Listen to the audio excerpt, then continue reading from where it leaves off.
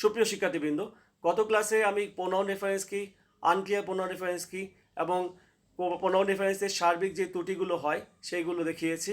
আজ আমি প্র্যাকটিস দেখাবো। আশা করছি প্র্যাকটিসগুলো ভালো করে দেখলে এবং এভাবে প্র্যাকটিস করলে তোমার প্রোনাউন রেফারেন্সে কোনো ভুল থাকবে না। তাহলে চলো শুরু করা যাক। এখন আমরা শিখব প্রোনাউন সঠিকভাবে ব্যবহারের নিয়ম। যেসব ক্ষেত্রে প্রোনাউন এ অ্যান্টিসিডেন্ট মানে হচ্ছে পূর্বোক্ত নাউন বা প্রোনাউন সংক্রান্ত ভুল দেওয়া থাকে কিংবা অ্যান্টিসিডেন্টের যথার্থ ব্যবহার করা না থাকে, সেক্ষেত্রে বিস্তারিত আলোচনা নিম্নরূপ হবে। দেখো, প্রথমে দেখি ব্যক্তিবাচক ও বস্তুবাচক দুইটি অ্যান্টিসিডেন্টকে একত্রে নির্দেশ করতে সঠিক প্রোনাউন হিসাবে আমাদের ব্যবহার করতে হবে। অর্থাৎ ব্যক্তিবাচক ও বস্তুবাচক এই দুই ধরনের অ্যান্টিসিডেন্টের ক্ষেত্রে যদি একত্রে নির্দেশ করতে চাও তাহলে দে ব্যবহার করবে। একটা উদাহরণ দেখি। দেখো, সেন্টেন্সটি ইনকারেক্ট আছে। The workers and tools are not suitable for this branch. অর্থাৎ এই কর্মী এবং এই টুলস গুলো অর্থাৎ এই যন্ত্রপাতিগুলো এই ব্রাঞ্চের জন্য সুইটেবল নয়। তাহলে এখানে ওয়ার্কার হচ্ছে কর্মী এবং টুলস বলতে যন্ত্রপাতিতে বোঝাচ্ছে। তাহলে এই ব্যক্তি এবং বস্তু বলতে দিস বোঝাচ্ছে। This will be shifted to the new branch. অর্থাৎ দিস বলতে শুধু বস্তুর জন্য ব্যবহার করা হয়েছে, ব্যক্তির জন্য না। সেজন্য আমরা দিসের বলতে আমরা কি লিখব? দেখো, the workers and the tools are not suitable for this branch. এখন এই দিসের বলতে আমরা বসালাম দে। ওয়ার্কার্স এবং টুলস উভয়টাকে বোঝানোর জন্য আমরা দিসের পরিবর্তে দে ব্যবহার করলাম। এটা হচ্ছে সঠিক পদ্ধতি। অর্থাৎ এই দে দ্বারা ওয়ার্কার্স এবং টুলস উভয়কে বোঝাবে। আরেকটি উদাহরণ দেখো। Rohit and his copter were in danger. Rohit এবং তার কপ্টার বিপদে পড়েছিল। It should have been shifted to a safer place. এটাকে একটা নিরাপদ জায়গায় শিফট করা দরকার ছিল। এখানে এটা বলতে শুধু কপ্টারকে বোঝাচ্ছে। তাহলে সঠিকভাবে লিখব। ইট বলতে যা বোঝাচ্ছে, দেখো,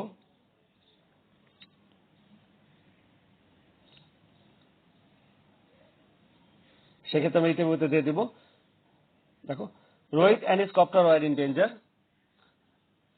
দে should have been shifted to a safer place. এখানে দে বলতে রোহিত এবং তার হেলিকপ্টার উভয়কে বোঝাচ্ছে। এই উভয়কে বোঝানোর জন্য আমরা এখানে দে ব্যবহার করলাম। এটি সঠিক। আমরা আরো কতগুলো ব্যবহার দেখি। কোন সেন্টেন্সে একই জাতীয় নাউনের মধ্যে তুলনা করার সময় পূর্ববর্তী কোন নাউনের পুনরাবৃত্তি আনার জন্য পরবর্তী অংশের সিঙ্গুলার নাউন এর জন্য দ্যাট এবং প্লুরালের জন্য দোজ ব্যবহার করতে হবে। যেমন আমরা উদাহরণের মাধ্যমে দেখি। The weather of Cox's Bazar is healthier than the weather of Dhaka. এখানে লক্ষ্য করো, এখানে কক্সবাজার ওয়েদার ঢাকার থেকে হেলদিয়ার। এখানে সেন্টেন্সে আমরা দুইবার ওয়েদার ব্যবহার করেছি, কক্সবাজারের ক্ষেত্রে আবার ঢাকার ক্ষেত্রে। এক্ষেত্রে ওয়েদারকে ডাবল ব্যবহার না করে, অর্থাৎ যে পরে ওয়েদার আছে সেটার পরিবর্তে আমরা একটা প্রোনাউন ব্যবহার করতে পারি। যদি এটা করি তাহলে হবে প্রোনাউনের সঠিক ব্যবহার। তাহলে আমরা এটার কারেক্ট ফর্মটা দেখি। The weather of Cox's Bazar is healthier than that of Dhaka. অর্থাৎ এই ওয়েদার সিঙ্গুলার ছিল, এর পরিবর্তে আমরা দ্যাট ব্যবহার করলাম। এটা ওয়েদার পুরো হলে ধরে দিতাম the lychees of Dinajpur are better than the lychee of Rajshahi. অর্থাৎ রাজশাহী লিচির চেয়ে দিনাজপুরের লিচি বেশি বেটার। তাহলে দেখো, এখানে লিচি শব্দটাকে ডাবল ব্যবহার করা হয়েছে। এই পুরো লিচিস এর পরিবর্তে একটা প্রোনাউন দোজ ব্যবহার করতে পারি। The lychees of Dinajpur are better than those of Rajshahi. অর্থাৎ লিচিসের পরিবর্তে এখানে আমরা প্লুরাল হিসাবে প্লুরাল দোজ ব্যবহার করলাম। আর সামনে যাই দেখি। কোন সেন্টেন্সে many, any, none, anyone, other, several, few, all, some ইত্যাদি ইনডেফিনিট প্রোনাউন থাকলে পরবর্তীতে এদের পরিবর্তে প্রোনাউন হিসাবে সাধারণত দে, দেম, দেয়ার ইত্যাদি ব্যবহৃত হয়। যেমন সাবজেক্ট হলে দে বসবে, অবজেক্ট আসলে দেম বসবে, পজিটিভ কে বসলে দেয়ার বসবে। মনে রাখবে দেয়ার পর সাধারণত নাউন থাকে। উদাহরণ মাধ্যমে দেখি, many saw the accident and he could not forget ইট। অর্থ কি দাঁড়ালো? সেই অ্যাক্সিডেন্টটা অনেকে দেখেছিল এবং সে এটাকে ভুলতে পারছে না। এখানে সে কেন? কারণ এখানে অনেকে দেখেছে, আর হি বলতে এখানে একজনকে বোঝাচ্ছে। তাহলে আমরা এন্ড এর পরে যে হি ব্যবহার করা হচ্ছে এটা সঠিক নয়। এখানে মেনির জন্য আমাদের ব্যবহার করা উচিত ছিল দে। দেম হবে না, দেম হচ্ছে সাবজেক্ট, এন্ড এর পরে তো দেম হয় না। অনেক লোককে বোঝানোর জন্য এখানে হি এর পরিবর্তে আমরা দে ব্যবহার করবো। দেখো সঠিক উত্তরটা, many saw the accident and they could not forget it. অনেকে সে অ্যাক্সিডেন্টে দেখেছিল এবং তারা সেটা ভুলতে পারছিল না। আমরা আরেকটা উদাহরণ দেখি, out of many the authority selected few and called him for interview.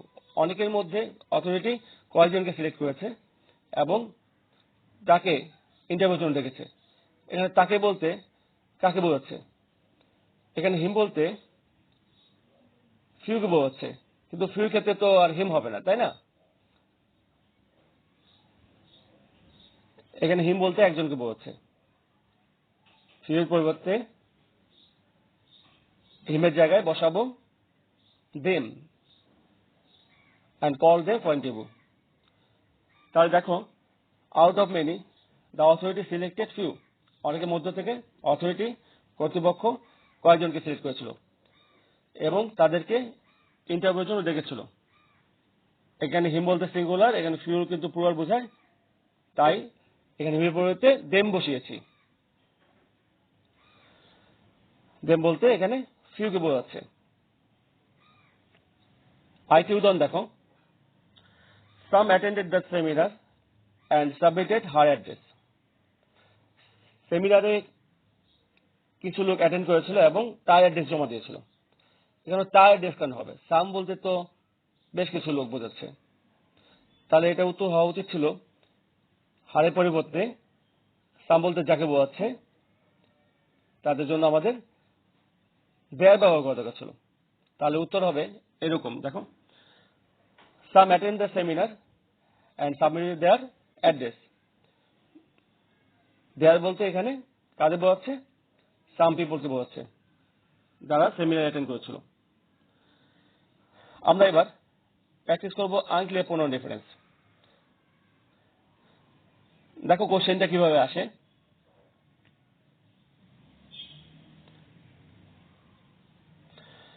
Identify the unclear pronoun differences in the following paragraph.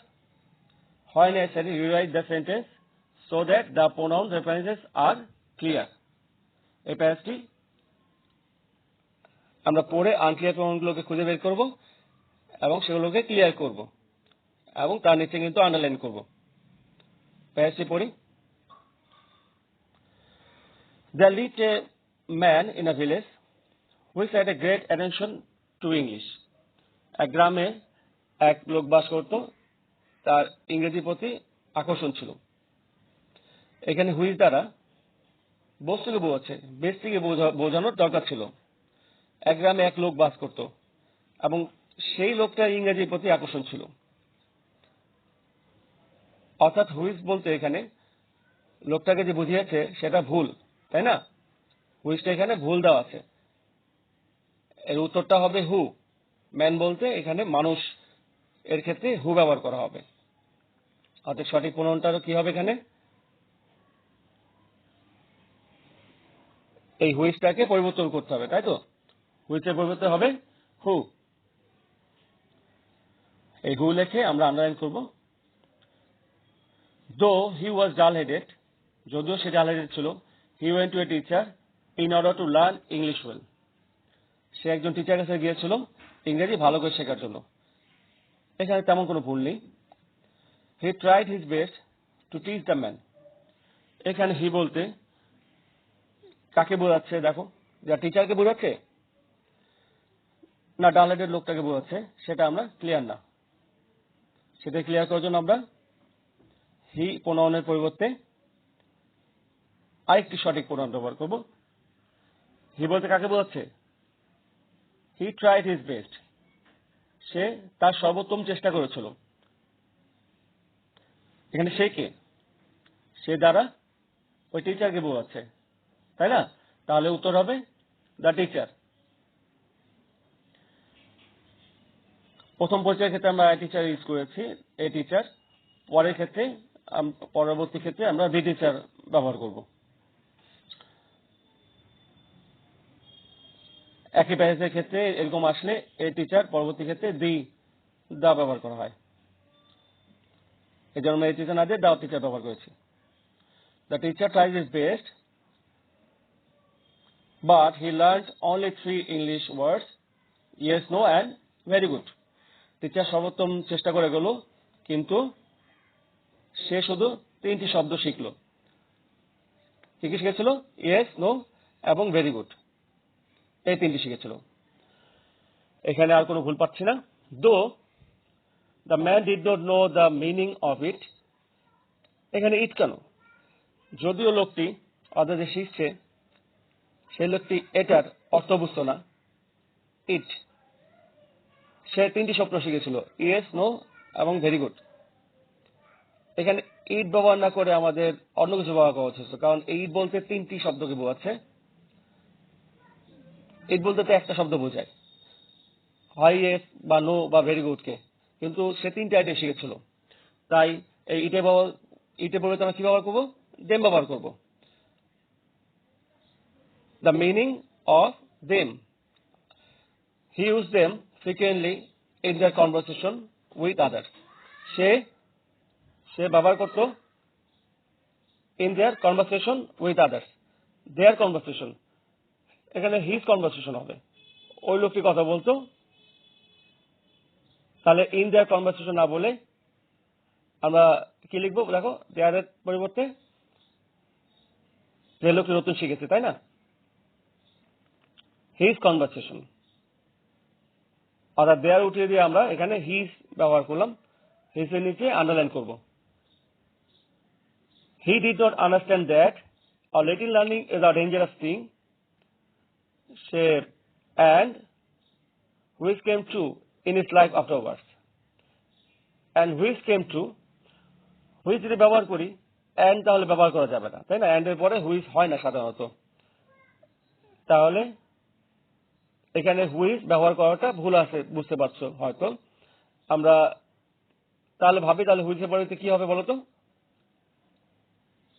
কারণ এই which, what, whom এগুলো কিন্তু কনজাংশনের কাজ করে, আবার অনেক সময় সাবজেক্টের কাজ করে।